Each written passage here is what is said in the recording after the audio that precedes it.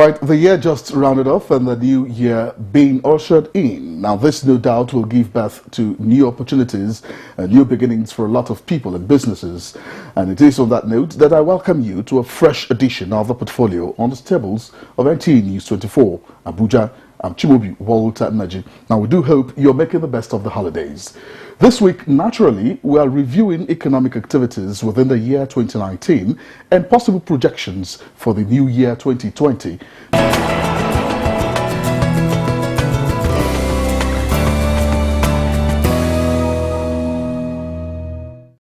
With a lot of happenings globally and locally in the world of finance and economy. Now, most recently, the country reverted to January-December budget implementation cycle. Now, this has been regarded by many as no mean feat. Also this year, Nigeria moved 15 places up on the World Bank Ease of Doing Business ranking, which shows a renewed effort by government to encourage the growth of smaller businesses in the country. The land border closure, was another economic decision by Nigeria, which has not just curtailed the cases of smuggling, but has acted as a catalyst for the revival and growth of local industries in the country.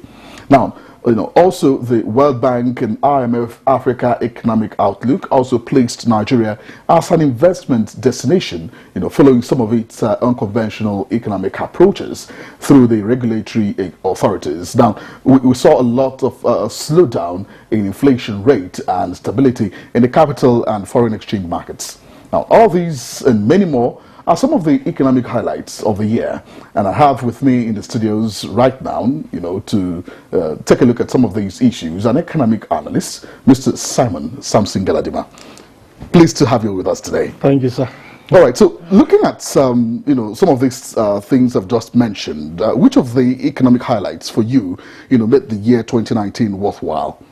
I think the border closure should be the most important thing that happened this year.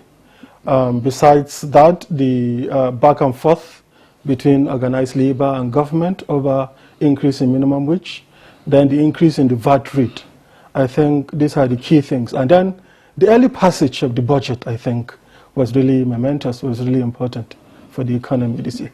Yeah, you've just mentioned a whole lot of things smuggled into one. I mean, you did mention the increase in VAT from 5% to 7.5. Yes. Yeah, I mean, so for you, that step, for some analysts have said, has been a step that Nigeria should have taken many years back. But we have just taken that step in 2018. What do you expect to see, with the implementation coming further?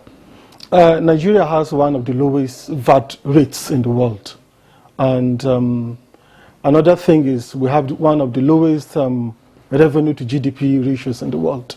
So I think is a step in the right direction.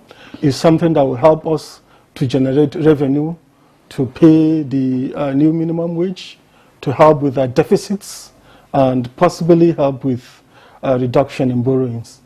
Of course, a lot of people have also argued that the problem is not just in increasing VAT rates, but in government being able to recover, those revenue coming from VAT. What measures do you think, in your own opinion, could be used to get those revenue back to the coffers of government? I think there is a lot of we have a lot of leakages in our revenue generating revenue generation, or in the administration of our taxes, and government needs to do something about it.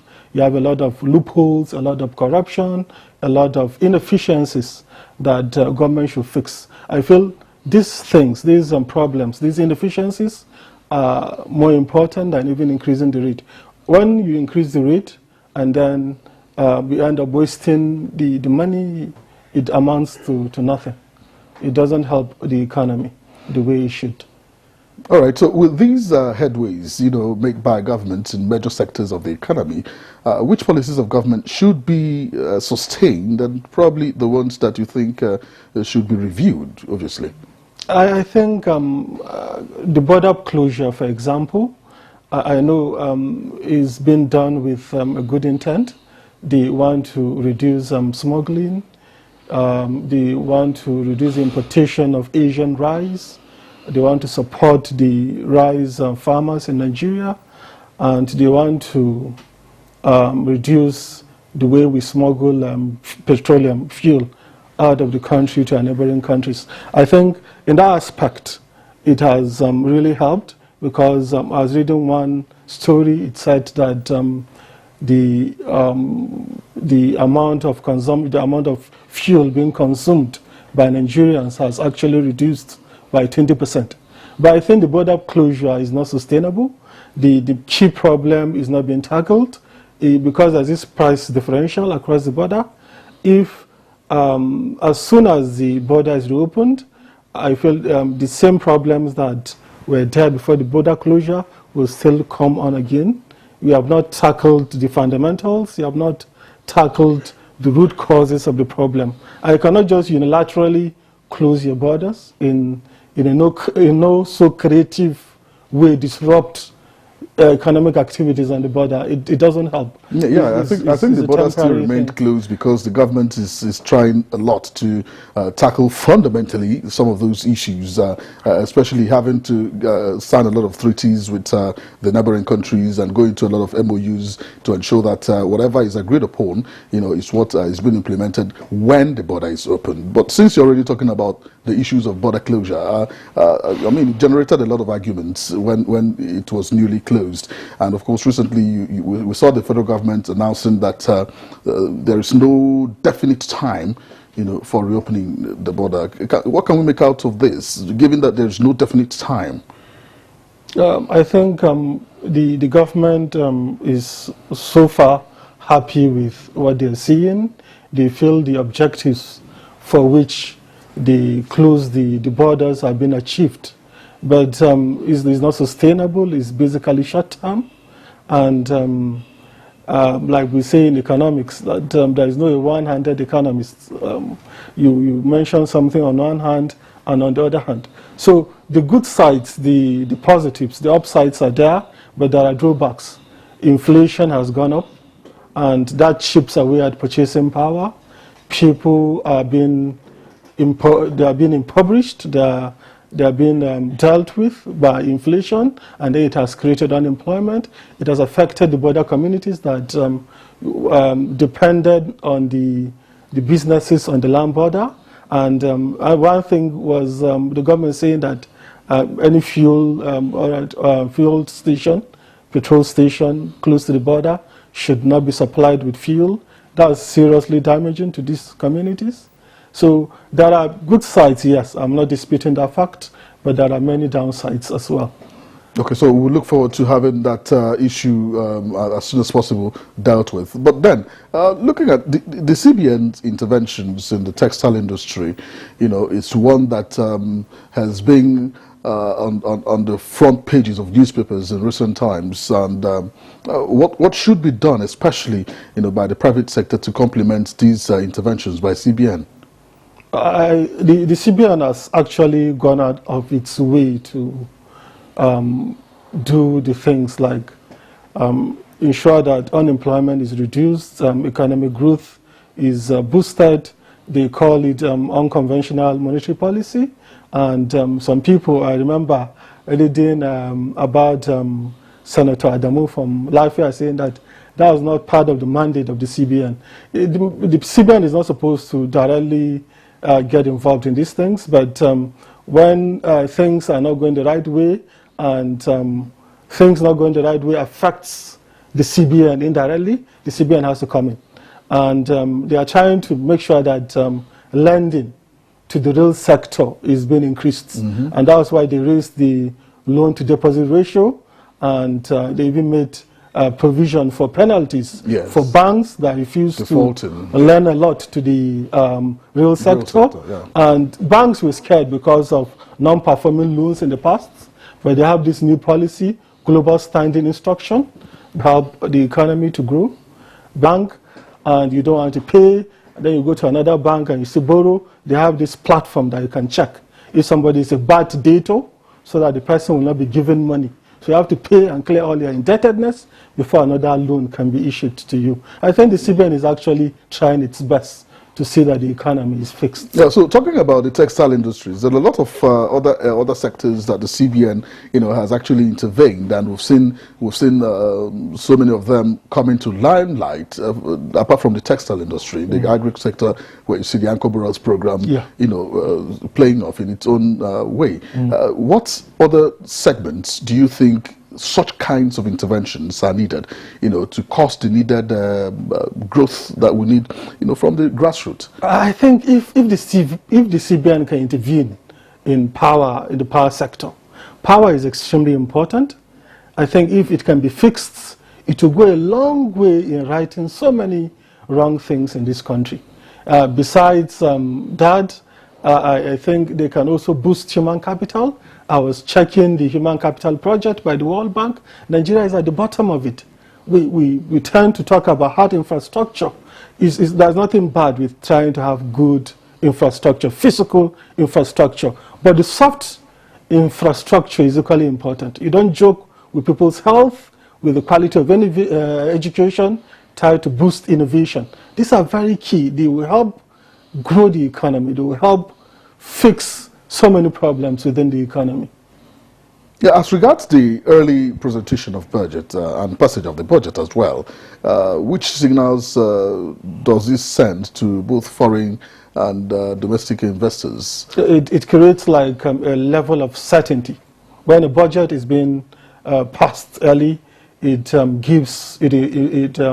boosts investment confidence, investor confidence. It also boosts the confidence of consumers, and it gives the government a direction. It ensures fiscal stability.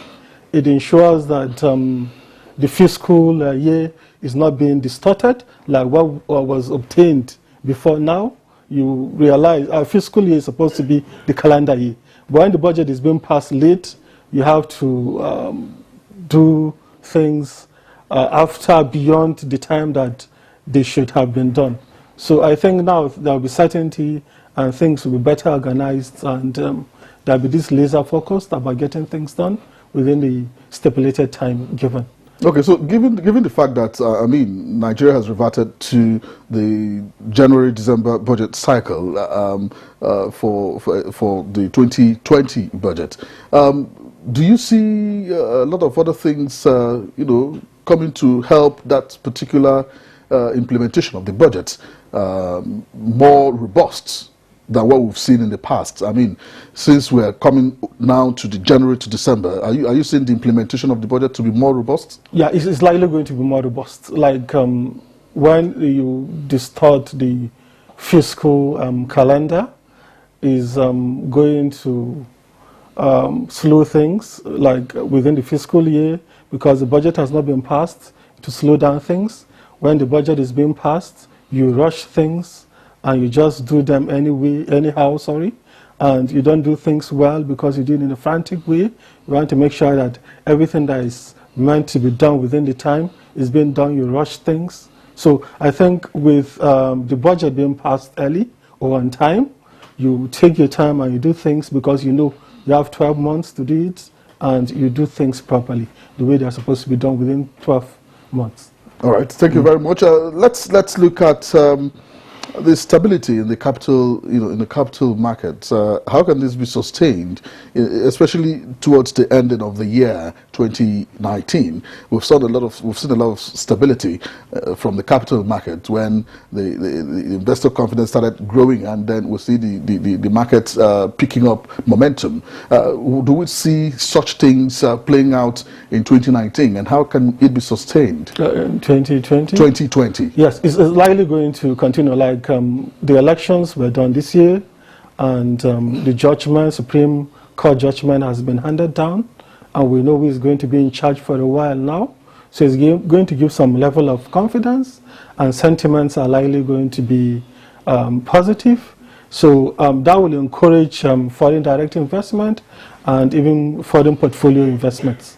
So the likely thing is that the capital market will see some improvement. They will likely be on the upward trend. Unfortunately, some people feel like the government doesn't have too much respect for rule of law. They don't have respect for contracts. I think that's not very good for the economy. But people weigh the pros and the cons and see if the upsides outweigh the downsides, then they go into the market. So I think the upsides should outweigh the downsides. And all right. So another thing that was of utmost importance was that we saw a slowdown in inflation rates. For the year 2019, most part of the year. Yes.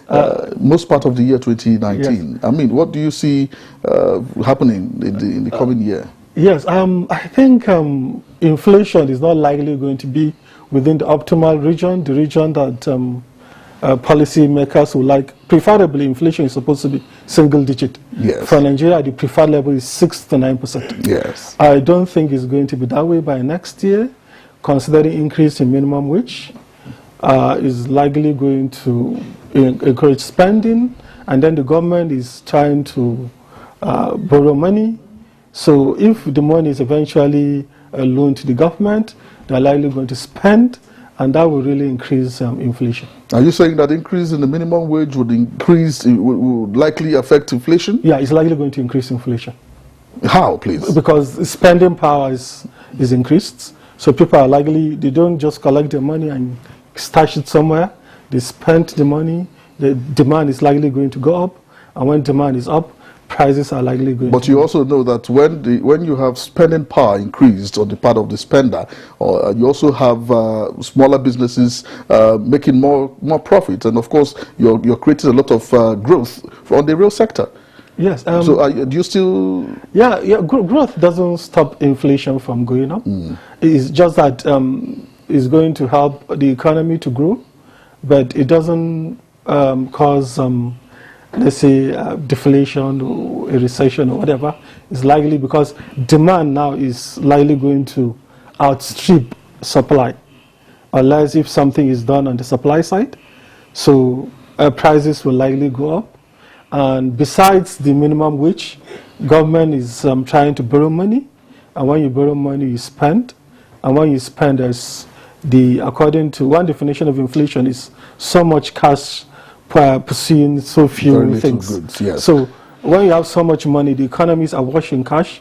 It's like going to push up prices. All right, so in just a few seconds, Nigeria within the year 2019 moved 15 places up in the ease of doing business ranking of World Bank. And of course, that is not good enough in as much as we have 15 places movement. But it's not good enough. We're still above 100, yes, in the ease of doing business ranking. I mean, what sort of things do you see government doing differently this year, to ensure that we still move higher than we've moved in the past? It's a good thing that we have improved by 15 places. It shows that efforts are being made to improve our ease of doing business. But we need to go beyond just doing the basic things, beyond projecting to the world that we're doing something. We need to actually face brass tacks. We need to be serious. We need to fix power. We need to actually make registration very easy. In fact, easier than it is now. It still is. It still takes a while to register a business, and that's why our informal sector is so huge, because it's not that easy to register a business in Nigeria. Go to some countries, within few hours you can register a business. In Nigeria, that's not the case. Though it has improved from what it was before. All right, thank you very much. What are your closing thoughts, looking at the new year, 2020? What are your thoughts about, the direction, the economic direction of the country? I think the government has to do its best to bring the private sector into things. They should not try to do everything by itself and crowding out the private sector. There should be room for the private sector to participate, and in that way the economy can grow and inflation can be tackled. Unemployment, which is one of the major problems we have, can be reduced. All right, thank you very much. I've been speaking with an economist, Mr. Simon Samson Galadima. Many thanks for being with us on the portfolio. You're welcome, sir. It is on that note that we've come to the end of the discussion segment, but we'll now go over to the capital market to see what is happening with the capital market, especially as the year just wound down and we're seeing the new year coming up and coming out of the holiday session. Let's see what happens with the capital market review.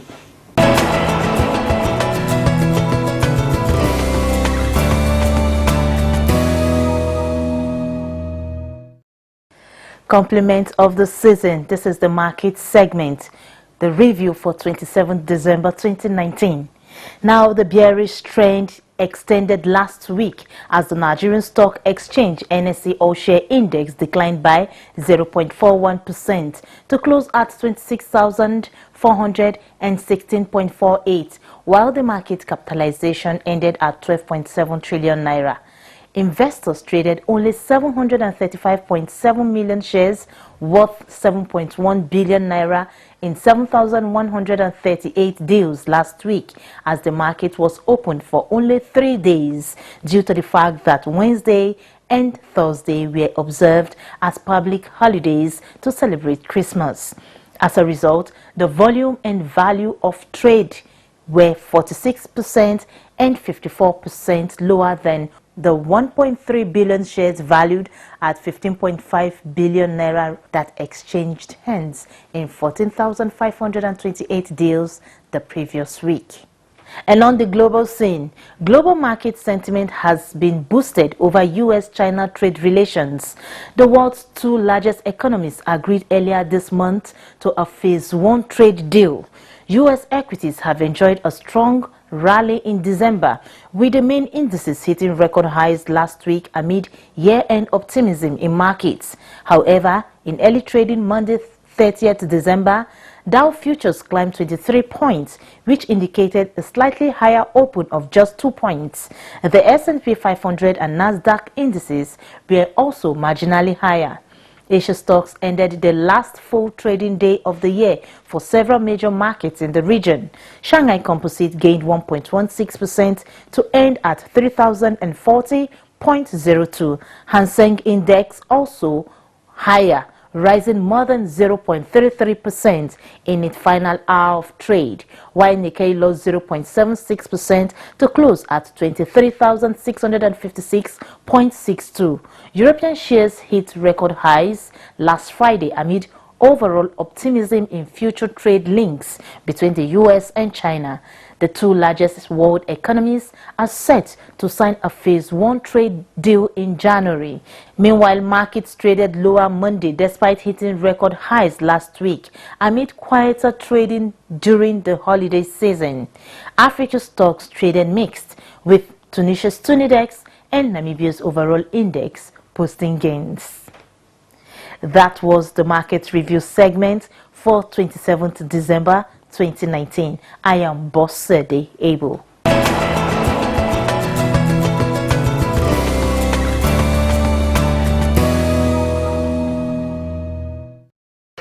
All right, thank you very much and welcome back to the studios. It's on that note that we've come to the end of the portfolio for this edition. Join us again, same time, same station next week for a brand new edition of the portfolio. From all of us here in the studio, remain blessed. I'm Chimobi Walter Naji. Happy New Year.